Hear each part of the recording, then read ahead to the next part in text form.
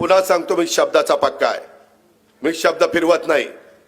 मागच्या वेळेस असंच माझ्या परभणीमध्ये मी ठरवलेलं होतं की राजेश विटेकरला उमेदवारी द्यायची, परंतु काही कारणानिमित्तानं आम्हाला युतीमध्ये त्याला थांबवावं लागलं आणि सांगावं लागलं की बाबा तिथं आपण महादेव जानकरांना देऊ, कारण तोही समाज आपलाच आहे, आपल्याला भेदभाव करून चालत नाही.